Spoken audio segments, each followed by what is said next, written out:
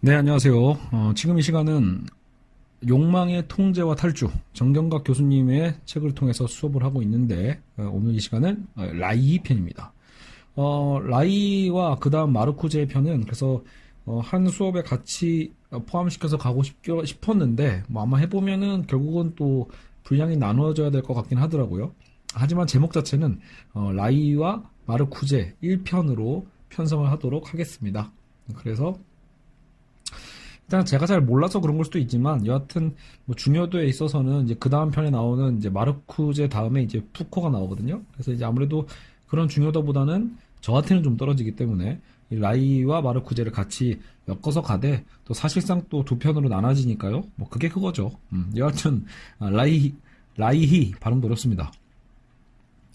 저도 지금 이제 이 책을 통해서 처음 다뤄본 학자고요. 누군지 몰랐습니다. 어쨌든 근데 이제 이론을 듣다 보니까 그래도 또 나름 설득력이 있어요. 그래서 이 라이가 주장했던 이 주장과 이거를 또 마르쿠제가 어떻게 비판하면서 또 생산적으로 반영을 해서 더 확대해 나가는지를 살펴보는 게 되게 중요할 것 같아요. 가장 큰 특성은 뭐냐면 이 라이는 프로이트와 마르크스를 이제 종합했다라는 거예요. 그래서 프로이트와 마르크스주의를 종합하려고 한 이 라이의 사상을 우리는 살펴볼 거예요. 당시의 역사적 상황이 되게 중요한데, 그러니까 이때가 언제냐면 1920년대 중반부터 30년대 중반까지예요. 자, 1920년대부터 30년대 중반. 이때 이 유럽 사회는 유럽 노동운동이 이 파시즘, 당시 파시즘이라고 하면 여러분 세계 2차 대전이 그러니까 약간 여기서 좀 우리의 상식이 필요한데 세계 1차 대전은 1914년에 벌어져서 1919년에 끝나죠. 그래서 1919년에 끝나면서 이제 미국의 우드로 윌슨 대통령이 이제 민족 자결주의 같은 거를 발표하니까 승전국으로서 그래서 이제 그게 이제 우리나라 조선에도 한국에도 영향을 미쳐서 이게 3.1운동에 영향을 주잖아요. 그래서 우리 3.1운동이 1919년인 거예요. 그래서 1919년 3.1운동이 벌어지는 거 그런 연결성이 있었죠. 그 1차 대전 이후에 이제 1920년대가 되죠. 1차 대전 이후 1920년대에 이제 독일이 1차 대전의 어떤 피해, 책임 때문에 거의 패망을 했고, 이제 굉장히 고생하고 있을 때기도 합니다. 근데 결국은 어떤 이 갚을 수 없는 전쟁 보상금에 허덕이다가 결국 나중에 히틀러라는 어떤 거대한 카리스마 있는 어쨌든 이 나치당의 이 성립을 통해서 결국은 나중에 이 독일 사회 자체가 굉장히 급격하게 변화가 되고 그리고 결국은 1939년에 세계 2차 대전이 벌어지죠. 1939년부터 1945년까지가 이제 세계 2차 대전이 됩니다. 그러니까 그 세계 1차 대전 바로 직후와 어떻게 보면 세계 2차 대전 시작점에 대한 부분이죠. 1920년대 중반부터 30년대 중반까지 유럽의 노동운동이 파시즘에 의해 무참히 유린되었다라는 그 상황. 그러니까 여기서 파시즘은 사실상 독일의 나치즘을 얘기한 거기도 해요. 이탈리아의 무솔로니의 파시즘과 독일의 나치즘을 보통 얘기하는데, 그러니까 역설적인 거예요.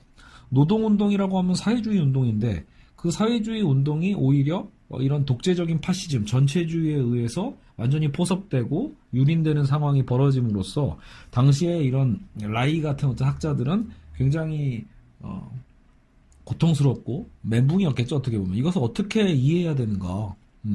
특히 여러분 20년대만 해도 1920년대만 해도 마침 1917년이 그 러시아의 볼셰비키 혁명이에요. 그러니까 사회주의 혁명이 이제 최초로 일어나잖아요. 그러니까 마침 볼셰비키 혁명도 혁명이 성공했으니까 사실은 유럽 전체 사회의 이 노동자들은 굉장히 흥분된 상태였어요. 우리도 할 수 있겠구나라는 거. 우리도 뭔가 이 자본가의 착취를 좀 벗어날 수 있는 기회. 예. 그리고 약간 이런 게 있어요. 이 책에서는 혁명이라는 게 결국은 필연성의 논리가 아니라 가변성의 논리의 가능성을 보여준다. 이렇게 표현이 나왔는데, 이거는 무슨 말이냐면, 원래 그 막스의 예측에 의하면, 그 혁명이라는 건 일단 무르익어야 되거든요. 자본주의 자체가 굉장히 무르익은 그 절정 속에서 모순이 더 첨예화되고, 그럼으로써 우리가 이제 공산주의, 사회주의로 이행하게 된다라는 과정을 얘기했는데, 어떤 필연성의 어떤 그 과정의 논리가 필요한 거예요. 근데 정작 혁명은 어디서 일어났냐면 자본주의와 상관이 없는 러시아에서 일어났잖아요. 당시 러시아는 영국처럼 자본주의가 발전하고 산업사회가 발전한 게 아니라 사실상 아직도 농업사회였거든요.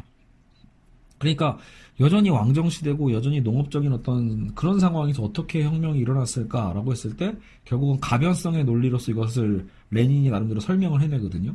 결국은 꼭 이런 필연적인 단계만 있는 게 아니라 그것을 어쨌든 좀 유동적으로 변화시킬 수 있다고 봤기 때문에 유럽의 노동자들은 더더욱이 우리의 혁명이 가까워졌구나. 우리도 뭔가 노력하면 할 수 있겠구나라는 흥분 상태가 1920년대였겠죠. 그래서 사회 역사적 요인을 효율적으로 동원하기만 하면 혁명에 성공할 수 있게 됨을 봤다라는 거예요.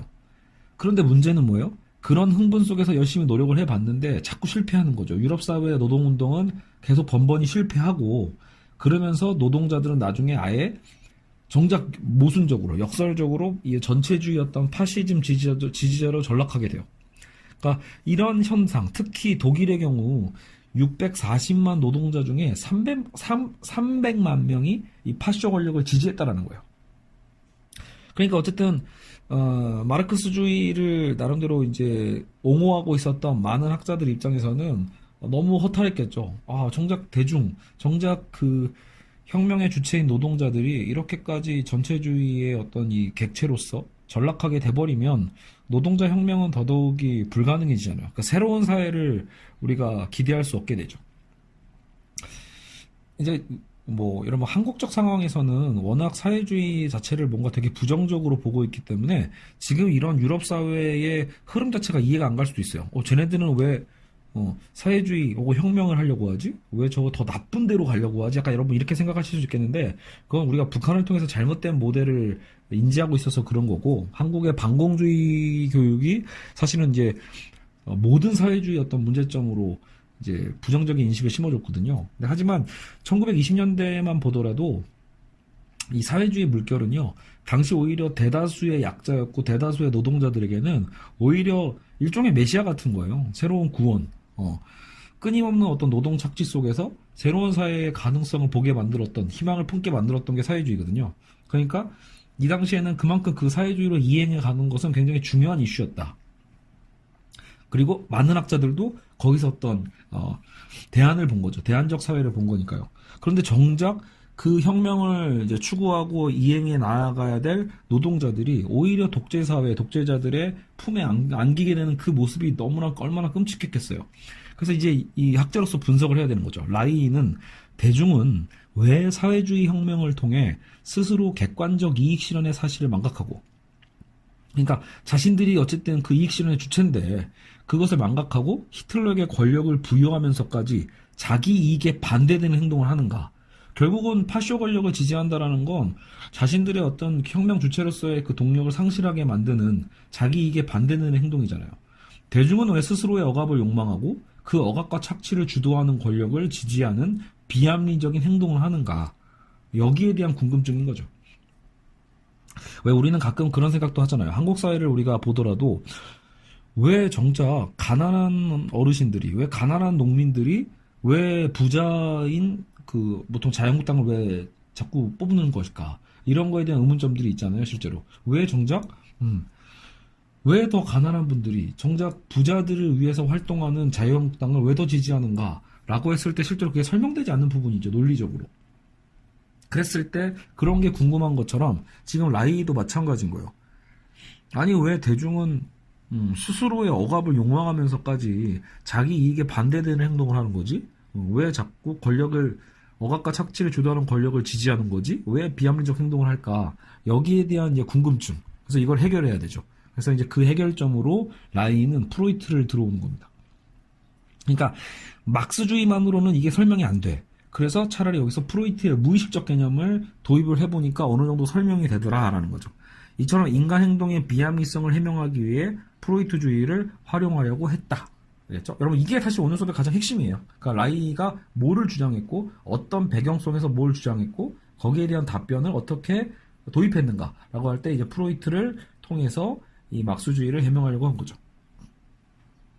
비합리적 행동의 궁극적인 원인은 그러니까 어디에 있다? 사실은 대중의 무의식에 있었던 거고, 왜 노동자들이 저런 판단을 했지라고 했을 때 결국은 그들의 무의식에 어떤 문제가 있었던 거고, 그건 억압된 성적 욕망이 바로 그 원인이다. 이렇게 본 거예요. 이게 포인트. 여러분, 라이를 봤을 때 라이의 핵심은 그런 대중의 선택 안에는 억압된 무의식이 있는데 특히 그 무의식이 성적 욕망에 있다라는 거. 이게 포인트입니다. 나중에 마르쿠제는 이걸 비판하면서 오히려 더 이거를 좀 확대시키거든요. 억압된 무의식을 성적인 것에서 조금 더 확장을 시켜가는데, 라인은 유독 이것을 성적 욕망이라고 봤어요. 성적 욕망이 억압돼서 그렇다. 욕망을 인간 정신의 근원적 에너지로 보는 프로이트의 정신분석 이론과 구체적인 사회제도를 중요시하는 마르크스주의가 라이의 이론 및 실천을 통해 변증법적으로 종합되는 것이다. 그렇죠. 프로이트의 정신분석 이론은 개인적인 건데, 어쨌든 어떤 사회제도를 중시하는 막스주의가 이렇게 종합이 되고 있어요. 라이를 통해서. 마르크스는 기본적인 욕구와 고차적 욕구를 분류했고, 기본적 욕구 충족이 건강한 삶의 전제 조건이라고 주장을 했어요. 기본적인 욕구 충족이 중요하다. 성욕이라는 것도 기본적인 생리 욕구잖아요. 그러니까 리비도의 에너지를 봉쇄하는 건 건강한 삶을 불가능하게 하고 왜곡적인 성격 구조를 가져오게 될 수 있다라고 우리는 해석해 볼 수 있죠. 프로이트가 여기서 좀 차이가 있는 게, 정작 프로이트는 근데 문명사회를 위해서는 성욕의 억압은 불가피하고, 무의식적인 성적 욕망이죠. 이것은 억압이 불가피하고 성적 욕망을 창조적인 활동으로 이게 승화시키는 방법으로 가능하다고 봤거든요. 그래서 성적 욕망은 그대로 드러나서는 안 되고 오히려 억압이 될 때에만 문명이 가능하다. 이렇게 봤던 게 프로이트의 진단이라면, 라이는 이 부분에서 프로이트와 갈라져요. 오히려 성적 욕망을 억압하니까 문제인 거다. 억압해서 정신기능의 장애를 유발한다고 본 거고, 따라서 리비도의 에너지를 충분히 발산한 사람만이 내면의 심리적 갈등을 해소할 수 있고 건강한 인성을 형성할 수 있다. 이런 부분에서 프로이트와는 달라진 거죠. 프로이트의 무의식적인 원리는 받아들였지만, 프로이트는 어쨌든 무의식적인 억압이 필수다라고 본 반면에, 우리의 문명을 위해서라면, 근데 라이 같은 경우에는 아니다. 정작 중요한 건 이 성적 욕망을 어떻게 그대로 이 사회적으로 발산시킬 수 있게 만들까, 이게 중심이었던 거죠. 그래서 라이 비판에 이 권위주의적 성격 구조라는 게 나와요. 권위주의적 성격 구조를 파악해 봐야 되는데, 자, 우리가 비합리적 행동의 근본 원인은 개인이 아닌 왜곡된 사회 구조 때문이다. 즉, 억압된 사회 구조가 일단은 우리의 욕망을 억압해 가는 거잖아요. 그러니까 말 그대로 일단은 왜 대중은 그렇게 비합리적 행동을 할까? 말 그대로 개개인의 어떤 성욕이 억압돼서 그래요. 근데 그게 단순히 근본 원인을 개인이라고 볼 수 없는 이유가 이미 사회 구조가 우리를 그렇게 억압하기 때문이라는 거죠. 억압된 사회 구조가 우리를 억압하는 거다. 그러니까 리비도의 완전한 해방을 사회적 차원에서 라이는 추구했다라고 볼 수 있어요. 그래서 개인적으로 어떻게 해결해야 된다 이게 아니라 결국은 사회적으로 이 왜곡된 구조를 해방시켜야 된다는 거죠. 노동자 대중이 그들의 이익에 역행하는 이데올로기와 허위의식에 사로잡혀 있다면 이러한 허위의식 이면에는 물질적 토대가 있다. 근데 이는 개인에게 내면화된 사회 구조이자 성격 구조가 바로 물질적 토대다. 사실은 보통 여러분 막스주의에서 물질적 토대라고 하면 사실 진짜로 그 물질을 얘기해요. 이 자본관계. 근데 이제 라이는 이걸 좀 더 확대 해석을 해서 결국은 우리가 노동자 대중이 그들의 이익에 역행하는 어떤 이데올로기와 허위의식에 사로잡혀 있는데, 이 허위의식 이면에 물질적 토대가 원인이 되는데, 그 물질 토대를 단순히 어떤 돈으로 본 게 아니라 사회 구조도 물질적이지 않냐라고 본 것 같아요. 그래서 개인에게 내면화된 사회 구조이자 성격 구조가 그 토대다. 자, 그럼 대체 여기서 말하고 있는 성격 구조는 뭐니? 라고 했을 때, 성격 구조는 일상적 사회적 삶의 맥락에서 우리가 보통 정상적인 행동 양식이라고 생각하는 것들이 있죠. 일상적 사회적 삶의 맥락에서 정상적인 행동 양식이라고 내면화한 어떤 그 규칙들, 그거를 성격 구조라고 한다.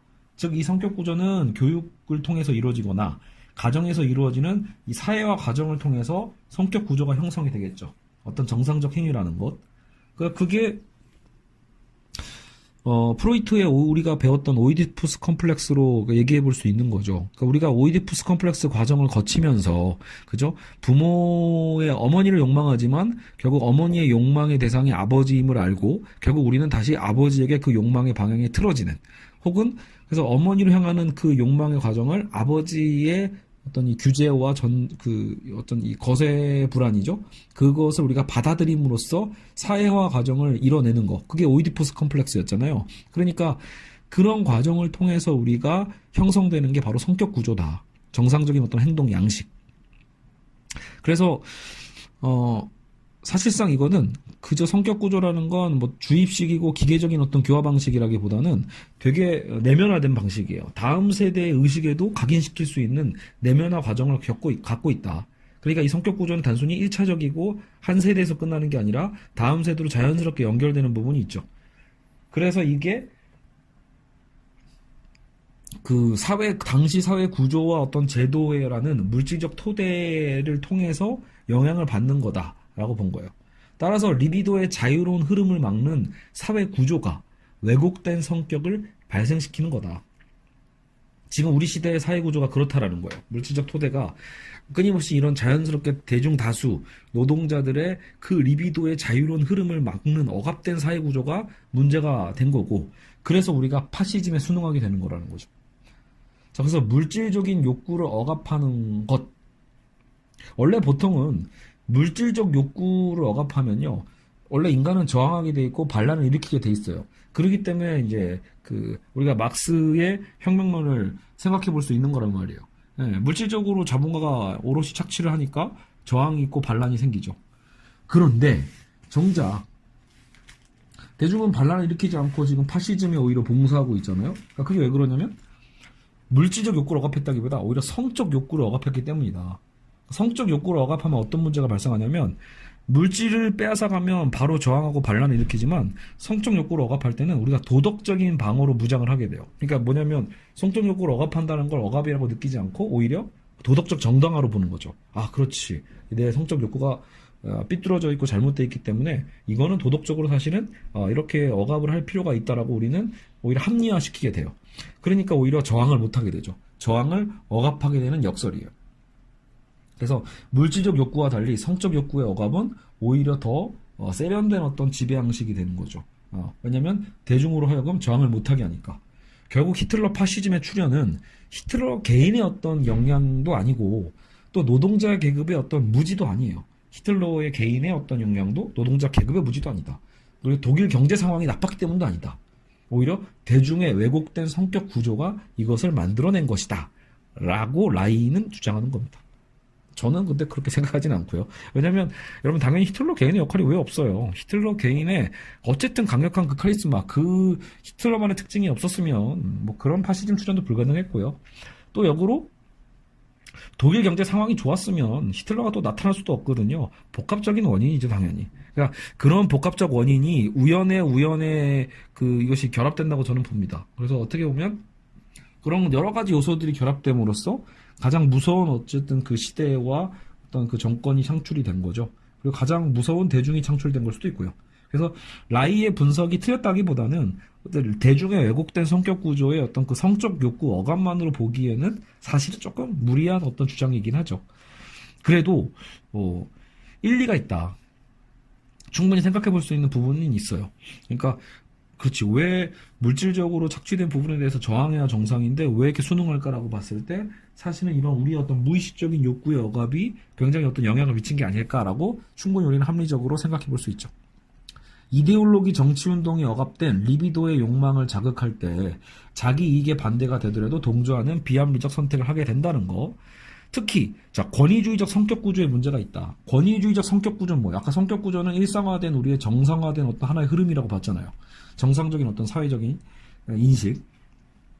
근데 그 성격 구조가 권위주의적 성격 구조가 있는데 그럼 권위주의라는 건 뭐죠? 타율적이고 안정을 중시하고, 그러니까 자율적인 것보다는 타율성을 중시하고, 그죠? 어떤 역동적인 것보다 안정을 중시하고 질서를 중시하고 통제의 만족을 느끼는 게 권위주의거든요.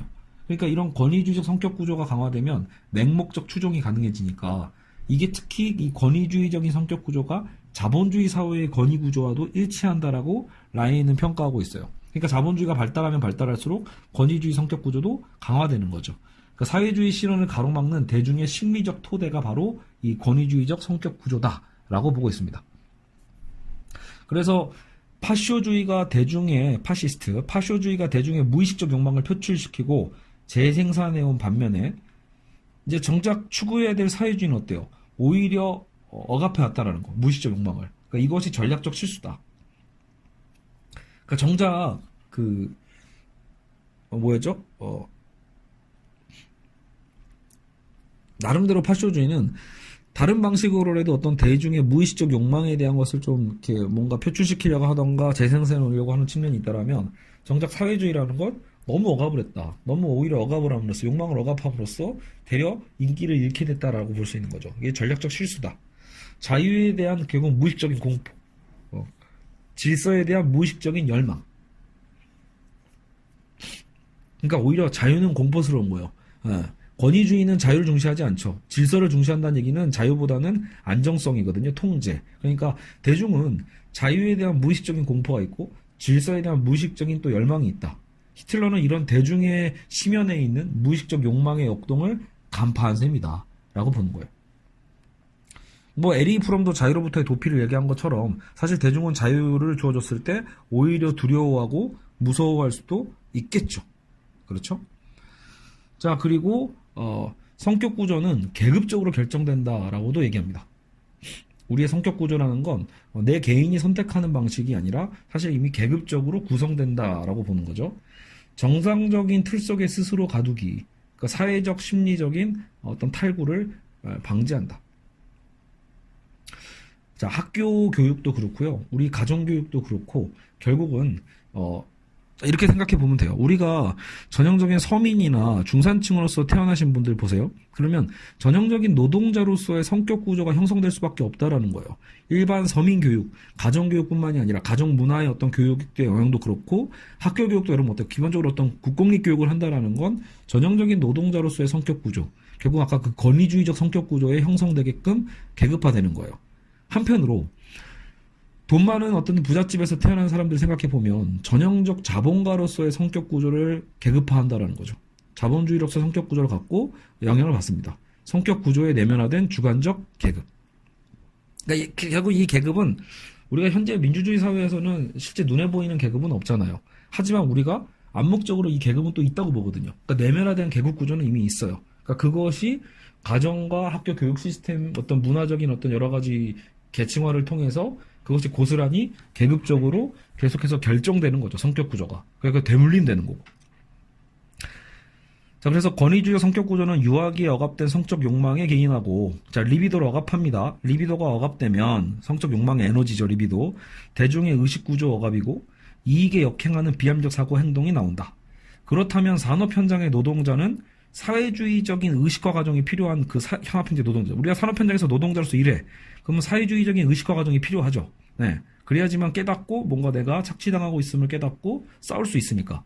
근데 문제는 뭐예요? 산업 현장의 노동자 이전에 이미 뭐 혁명이고 자시고 파업이고 자시고 그걸 하기 전에 이미 태어나서 자라나는 과정에서도 이미 계급화된 의식이 형성되어 있기 때문에 혁명적 의식의 형성 자체를 저해하는 내면의 장애물이 어릴 적부터 이미 우리 마음속에 구성되어 있는 거예요. 각인되어 있는 거야. 그러니까 우리는 내 권리에 대한 것을 저항하기가 어려워지는 거죠. 항상 우리가 바보같이 당할 수밖에 없는 거, 저항하지 못하고 착취당할 수밖에 없는 이유가 바로 거기에 있다. 어떻게 보면 산업 현장의 노동자는 사회주의적 의식화 과정 전에 이미 아까처럼 가정과 학교 교육이라는 계급화 어떤 성격 구조의 단계를 통해서 결정되어 있었던 셈이에요. 그러니까 사회주의 운동은 더욱더 발생하기가 어렵다. 자본주의의 재생산 메커니즘의 이론이 산업 현장에 적용이 되고 그게 산업 현장에서 나중에 가족제도로 이동하게 된다. 따라서 지배계급은 교육제도와 가족, 사회와 가정에 끊임없이 개입하려고 하는 거예요. 결국은 이 사회를 이끌어가고 있는 지배계층들은 어떻게든 자신들의 이 권력 구조를 유지하기 위해서 가장 쉽게 건드릴 수 있는 게 바로 이 교육제도고 이 가족, 사회와 가정에 개입하는 거예요. 그래서 대중의 무의식적인 영역까지 강한 그들의 권력적인 헤게모니를 형성해 간다. 굉장히 그러니까 이거는 뭐랄까 이 다층적이고 어쨌든 이 고차원적인 지배 방식이라고 볼 수 있죠. 그러니까 무조건 억압하는 게 아니고 있잖아. 바로 그냥 너는 하면 안 돼 이런 게 아니라 교육제도와 가족, 사회와 가정을 통해서 그게 마치 정당한 것처럼 우리 안에 이미 내면화되어 있다. 상부구조는 결국 원래는 그 막스는 상부구조가 이데올로기고 교육과 뭐 종교 이런 것처럼 하부구조가 경제인데 보통 이 경제에 의해서 상부구조가 결정된다라고 봤었단 말이에요. 하지만 지금 라이 같은 경우에는 그 중간 상부구조와 하부구조 사이에 가족제도라는 하나의 매개체를 넣은 거예요. 그러니까 변형된 상하부 구조를 주장한다.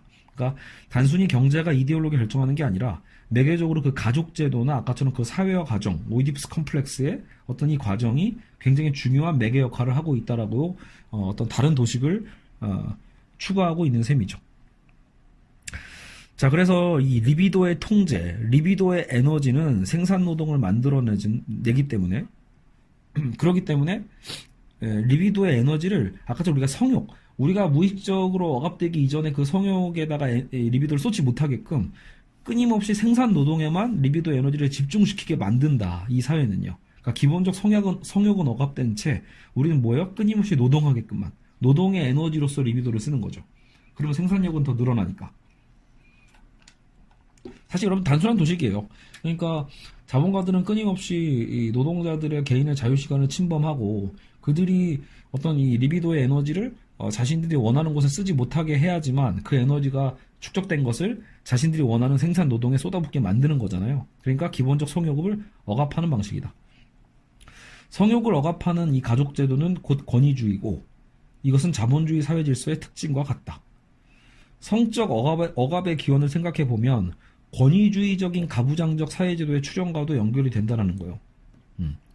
그러니까 보통 우리는 이 성적인 욕망을 어쨌든 이 이성이 만나서 사랑하는 가운데서 굉장히 많이 발산하고 사용하잖아요. 그러니까 이제 우리 인류사를 보면 내가 사랑하는 사람을 만나서 이제 가족이 형성이 되면 가족이 형성되는 것도 이건 좀 이렇게 사랑의 개념으로 해석을 안 하고 부의 축적과 그죠? 가문의 어떤 유지, 존속을 통해서 우리가 가족 형성에 대한 욕망으로 보는 경우가 있잖아요. 그러니까 그러면 결혼을 하고 나면 이제 새로운 자녀들을 출산하고 났을 때 더 이상 이 성적 욕망은 필요가 없는 거야. 그렇기 때문에 뭔가 진정한 어떤 사랑이 어떤 에너지로서 리비도를 쓰지 않게끔 억압되어 왔다라는 거야. 이 사회의 문화가. 그래서 이제 가족이 형성되면 성욕은 정작 억압이 되고 오히려 이것을 아까 노동 에너지, 생산 에너지로만 쓰게끔 예전부터도 이미 그런 구조가 형성되어 있었다. 그래서 항상 성은 왠지 억압돼야 되는 거. 성을 억압해야 그 리비도를 생산 노동으로 쏟아서 자기 희생, 근면, 금욕, 그래서 부의 축적 등 부르주아 이데올로기를 내면화해서 우리의 에너지를, 실제 성적 에너지를 억압해 왔다라는 거예요. 결국은 수동적이고 무비판적이고 비합리적 대중을 대량 생산하는 근원적인 원인이 된다. 어쨌든 지금 이 정각학 교수님은 이런 얘기를 또 해요. 하지만 이게 약간 좀 애매한 건 있는 게 라이 주장에는 인과관계 모함은 있다. 그러니까 지금 라이는 두 가지 얘기를 한 거거든요.